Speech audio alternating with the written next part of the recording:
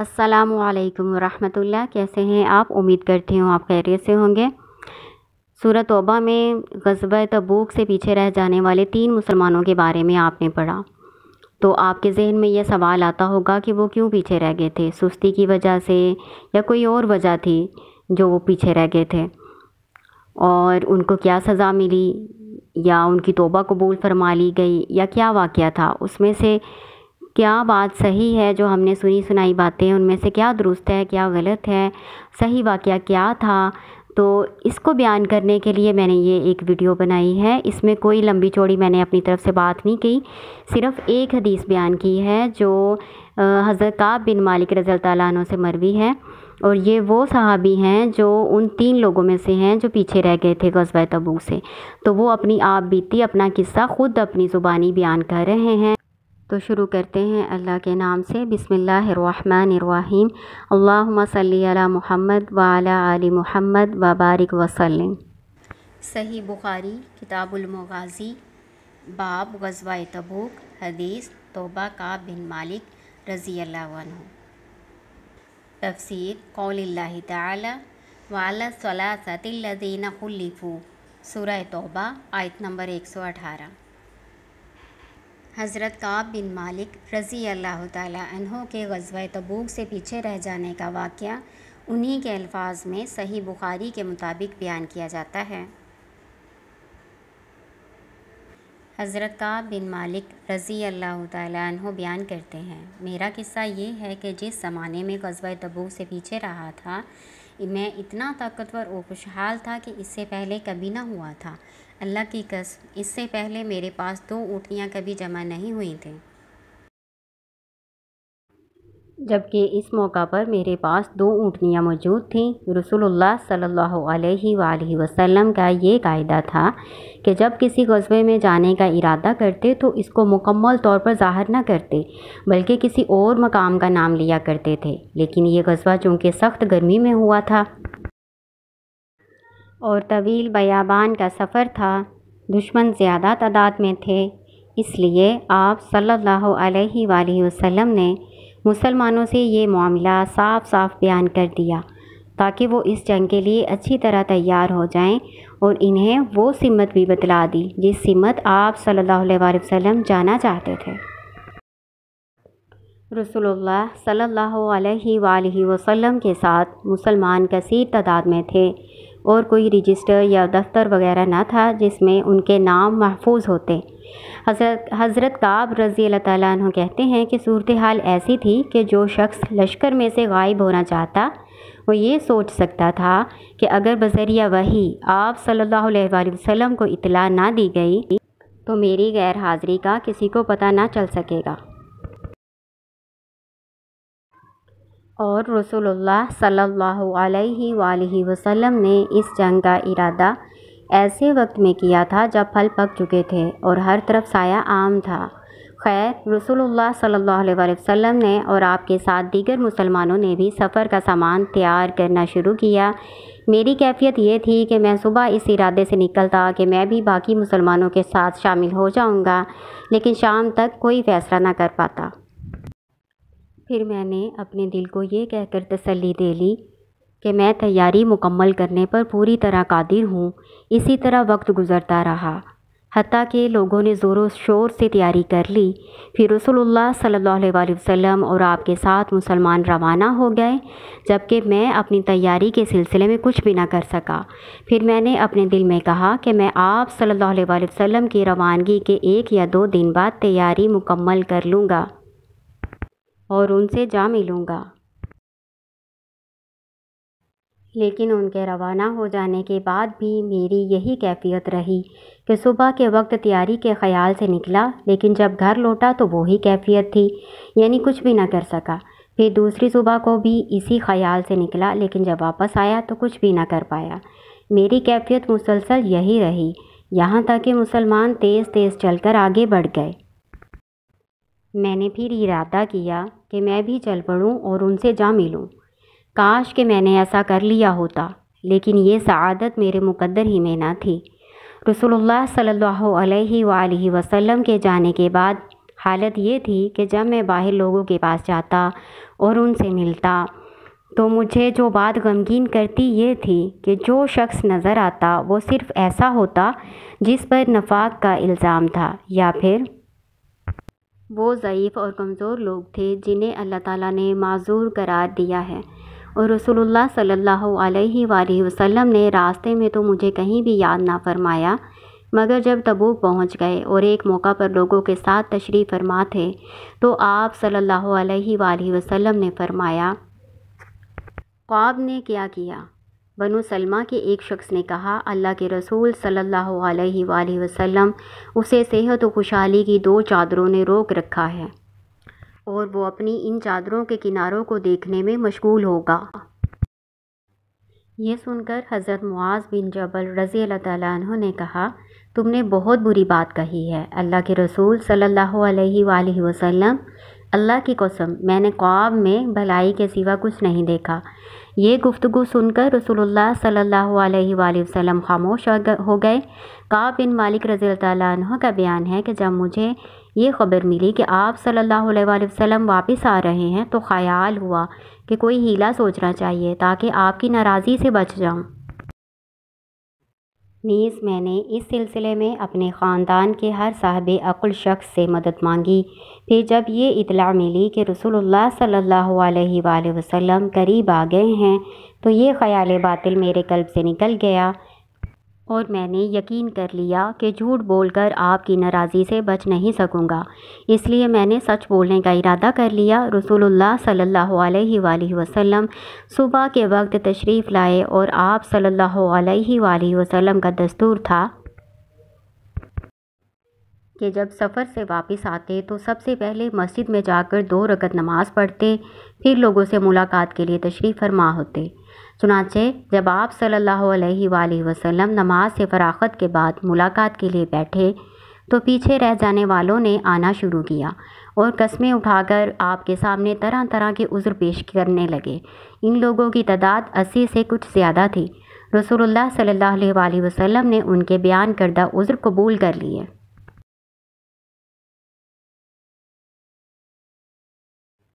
ان سے بیعت لی اور ان کے لیے مغفرت کی دعا فرمائی اور ان کی نیتوں کو اللہ کے حوالے کر دیا۔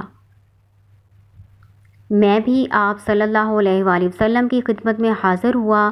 میں نے جب آپ صلی اللہ علیہ وآلہ وسلم کو سلام کیا تو آپ صلی اللہ علیہ وآلہ وسلم مسکرائے، لیکن ایسی مسکراہٹ جس میں غصے کی آمیزش تھی۔ پھر آپ صلی اللہ علیہ وآلہ وسلم نے فرمایا، ادھر آؤ۔ میں آگے بڑھا اور آپ صلی اللہ علیہ وآلہ وسلم کے سامنے جا کر بیٹھ گیا۔ آپ صلی اللہ علیہ وآلہ وسلم نے دریافت فرمایا، تم کیوں پیچھے رہ گئے؟ تم نے تو سواریاں خرید نہیں لی تھیں؟ میں نے عرض کی، اللہ کی قسم اگر آپ صلی اللہ علیہ وآلہ وسلم کے علاوہ کسی اور دنیاوی شخصیت کے سامنے ہوتا تو ضرور یہ خیال کرتا کہ میں کسی عذر بہانے سے اس کے غضب سے نجات پا سکتا ہوں، کیونکہ میں قوت گویائی اور دلیل بازی میں ماہر ہوں۔ لیکن اللہ کی قسم مجھے یقین ہے کہ اگر آج میں آپ کے سامنے جھوٹ بول کر آپ کو راضی بھی کر لوں تو عنقریب اللہ آپ کو حقیقت حال سے آگاہ کر دے گا اور آپ صلی اللہ علیہ وآلہ وسلم مجھ سے ناراض ہو جائیں گے۔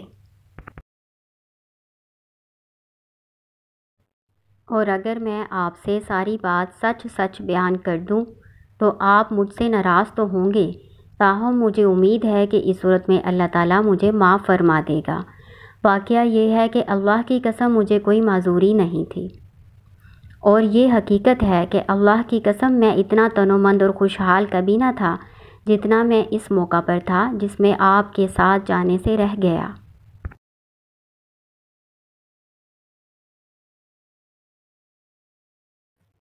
میری یہ گفتگو سن کر رسول اللہ صلی اللہ علیہ وآلہ وسلم نے فرمایا، یہ شخص ہے جس نے صحیح کہا ہے، اچھا جاؤ اور انتظار کرو یہاں تک کہ اللہ تعالیٰ تمہارے بارے میں کوئی فیصلہ صادر فرمائے۔ میں اٹھ گیا اور جب میں جانے لگا تو بنو سلمہ کے کچھ لوگ میرے گرد جمع ہو گئے اور میرے پیچھے چلنے لگے۔ انہوں نے کہا، اللہ کی قسم ہمارے علم میں نہیں ہے کہ تم نے آج سے پہلے کبھی کوئی گناہ کیا ہو، تو تم رسول اللہ صلی اللہ علیہ وآلہ وسلم کی خدمت میں عذر پیش کرنے سے کیوں قاصر رہے؟ جیسا کہ دوسرے پیچھے رہ جانے والوں نے آپ کی خدمت میں عذر پیش کیے ہیں، تم نے جو گناہ کیا تھا اس کی تلافی کے لیے تو رسول اللہ صلی اللہ علیہ وآلہ وسلم کا تمہارے لیے استغفار ہی کافی تھا۔ اللہ کی قسم ان لوگوں نے مجھے اتنی ملامت کی کہ ایک دفعہ تو میں نے ارادہ کر لیا کہ واپس جاؤں اور جو کچھ میں نے آپ صلی اللہ علیہ وآلہ وسلم سے کہا تھا اس کے متعلق کہوں کہ وہ جھوٹ تھا۔ پھر میں نے ان لوگوں سے پوچھا،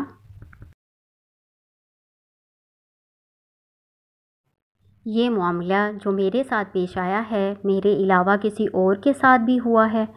وہ کہنے لگے، ہاں، 2 اور آدمیوں نے بھی وہی کچھ کہا ہے جو تم نے کہا ہے، اور ان کو بھی آپ صلی اللہ علیہ وآلہ وسلم کی طرف سے وہی جواب ملا ہے جو آپ کو ملا ہے۔ میں نے پوچھا، وہ دونوں کون ہیں؟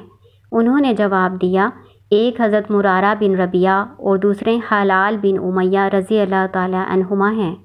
انہوں نے میرے سامنے 2 ایسے نیک آدمیوں کے نام لیے جو غزوہ بدر میں شرکت کر چکے تھے اور ان کا طرز عمل میرے لیے قابل تقلید تھا۔ چنانچہ ان دونوں کا ذکر سن کر میں آگے چل پڑا اور رسول اللہ صلی اللہ علیہ وآلہ وسلم نے باقی تمام پیچھے رہ جانے والوں میں سے صرف ہم تینوں کے ساتھ بات چیت کرنے سے لوگوں کو منع فرما دیا تھا، لہٰذا لوگ ہم سے دور دور رہنے لگے اور ہمارے لیے اس حد تک بدل گئے کہ میں محسوس کرنے لگا کہ کوئی اجنبی سرزمین ہے۔ ہم 50 دن تک اسی حال میں رہے۔ دوسرے دونوں ساتھی تو تھک ہار کر گھر میں بیٹھ گئے اور روتے رہے، لیکن میں چونکہ سب سے جوان اور طاقتور تھا لہٰذا میں باہر نکلا کرتا تھا، مسلمانوں کے ساتھ نماز میں شریک ہوا کرتا اور بازاروں میں پھرا کرتا تھا، لیکن مجھ سے کوئی شخص بات نہ کرتا۔ میں رسول اللہ صلی اللہ علیہ وآلہ وسلم کی خدمت میں بھی اس وقت حاضر ہوتا جب آپ صلی اللہ علیہ وآلہ وسلم نماز کے بعد لوگوں کے ساتھ تشریف فرما ہوتے۔ میں جب آپ کو سلام کرتا تو دل میں یہی سوچتا رہتا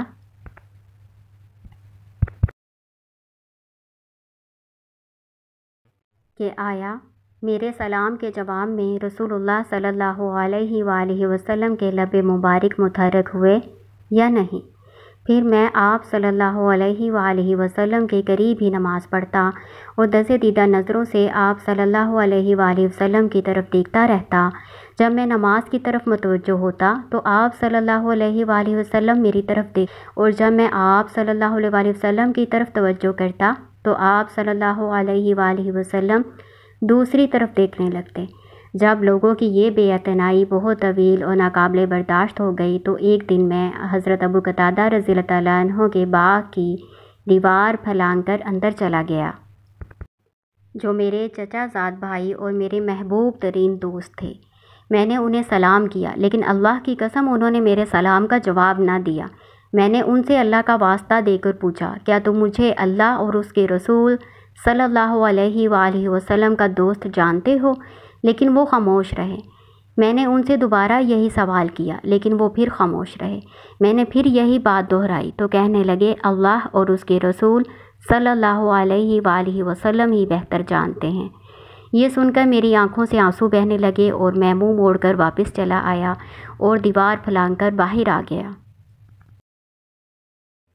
حضرت قعب رضی اللہ تعالیٰ عنہ کا بیان ہے کہ ایک دن میں مدینہ کے بازار سے گزر رہا تھا۔ میں نے دیکھا کہ علاقہ شام کا ایک نبطی جو مدینہ میں غلہ فروخت کرنے آیا تھا لوگوں سے پوچھ رہا ہے، کوئی شخص ہے جو مجھے قعب بن مالک رضی اللہ تعالیٰ عنہ کا بتا سکے؟ لوگ میری طرف اشارہ کر کے اسے بتانے لگے۔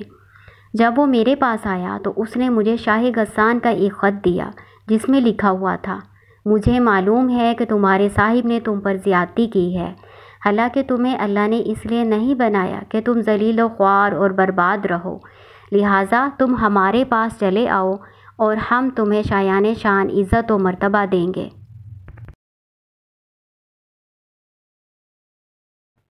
میں نے یہ خط پڑھا اور دل میں کہا یہ بھی ایک امتحان ہے، اور وہ خط لے کر تنور کی طرف گیا اور اسے نظر آتش کر دیا۔ پھر جب 50 دنوں میں سے 40 راتیں گزر گئیں تو میرے پاس رسول اللہ صلی اللہ علیہ وآلہ وسلم کا ایک قاصد آیا اور کہنے لگا، رسول اللہ صلی اللہ علیہ وآلہ وسلم نے تمہیں حکم دیا ہے کہ تم اپنی رفیقہ حیات سے کنارہ کش ہو جاؤ۔ میں نے کہا کیا میں اسے طلاق دے دوں یا پھر کیا کروں؟ اس نے کہا نہیں، بس اس سے کنارہ کش ہو جاؤ اور اس کے قریب نہ جاؤ۔ میرے دونوں ساتھیوں کو بھی اسی قسم کا حکم دیا گیا۔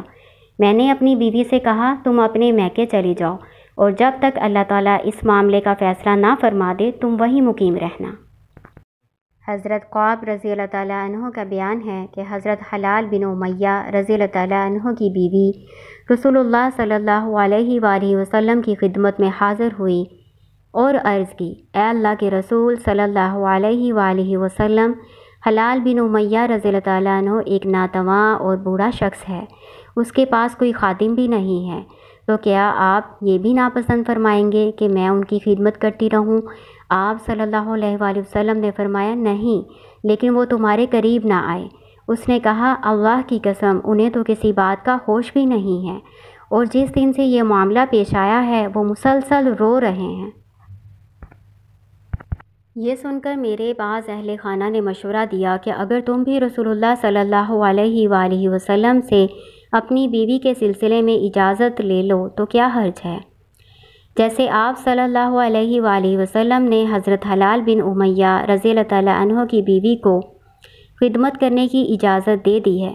میں نے کہا اللہ کی قسم میں اس سلسلے میں رسول اللہ صلی اللہ علیہ وآلہ وسلم سے اجازت ہرگز نہیں طلب کروں گا۔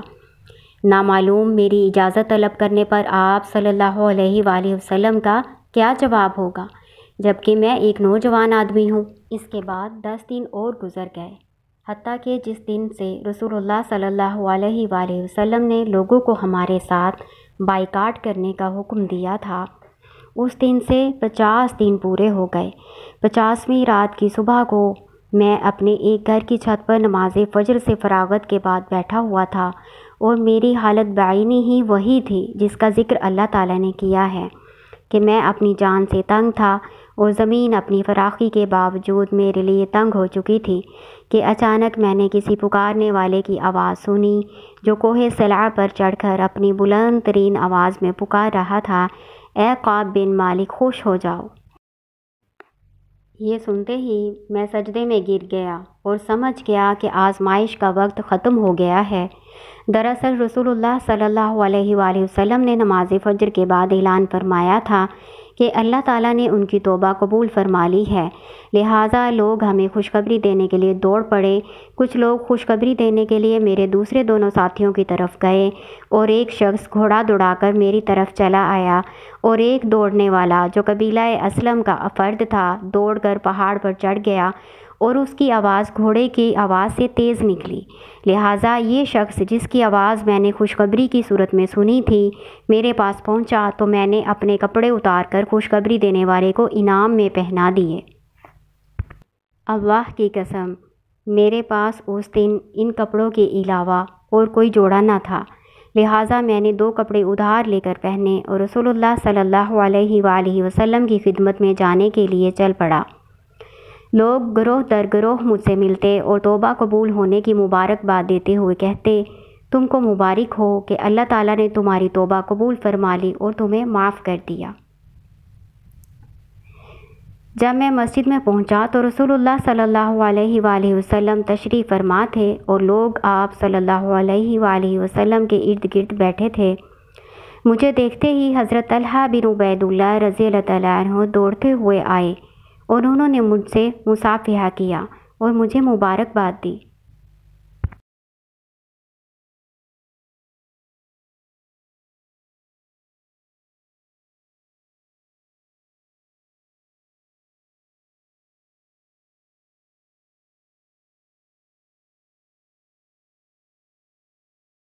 اللہ کی قسم مہاجرین میں سے ان کے علاوہ اور کوئی شخص میری طرف اٹھ کر نہیں آیا، اور حضرت طلحہ رضی اللہ تعالیٰ عنہ کے اس سلوک کو میں کبھی نہیں بھولا۔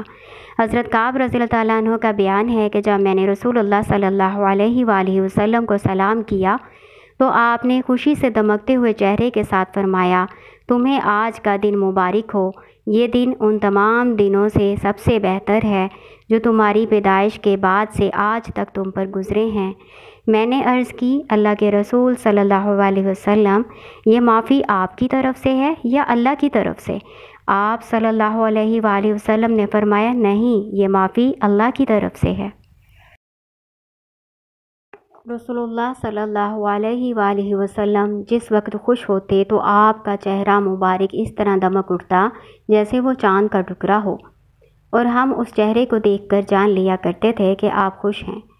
جب میں آپ کے سامنے بیٹھا تو میں نے عرض کی اللہ کے رسول صلی اللہ علیہ وآلہ وسلم میں اس توبہ کی خوشی میں چاہتا ہوں کہ اپنا مال اللہ اور اس کے رسول صلی اللہ علیہ وآلہ وسلم کے لیے بطور صدقہ دے دوں۔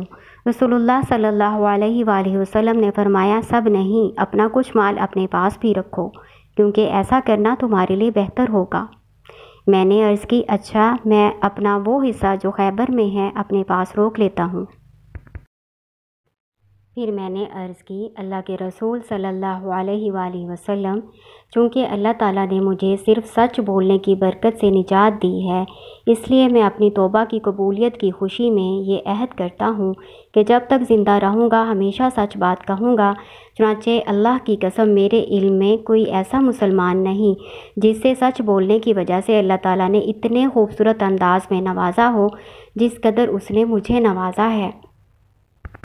جس دن سے میں نے رسول اللہ صلی اللہ علیہ وآلہ وسلم کے روبرو یہ عہد کیا تھا اس دن سے آج تک کبھی قصداً جھوٹ نہیں بولا، اور مجھے توقع ہے کہ اللہ تعالیٰ باقی ماندہ زندگی میں بھی مجھے جھوٹ سے محفوظ رکھے گا۔ اس موقع پر اللہ تعالیٰ نے اپنے رسول صلی اللہ علیہ وآلہ وسلم پر یہ آیات نازل فرمائیں، تحقیق اللہ تعالیٰ نے اپنے نبی مہاجرین اور انصار کی توبہ قبول کر لی ہے۔ سورۃ توبہ آیت نمبر 118 اور 119۔ صحیح بخاری کی مکمل حدیث میں نے آپ کے سامنے پیش کی ہے، اس میں سے کچھ بھی میں نے نہیں چھوڑا۔ یہ طویل حدیث ہے لیکن اس میں پورا واقعہ آپ کو صحیح سمجھ آ جائے گا کہ حضرت کعب بن مالک رضی اللہ تعالیٰ عنہ نے اپنی زبان سے جو واقعہ بیان کیا ہے، جو ان کے ساتھ ہوا اور ان کے ساتھیوں کے ساتھ ہوا، جو اصل معاملہ تھا، حدیث کی روشنی میں آپ کے سامنے میں نے بیان کر دیا ہے۔ اس کو اچھی طرح سے آپ سنیں گے، سمجھیں گے اور دیکھیں گے تو انشاءاللہ تعالیٰ آپ اس واقعے کو سمجھیں گے اور اس کو یاد بھی رکھ سکیں گے انشاءاللہ تعالیٰ۔ السلام علیکم ورحمۃ اللہ۔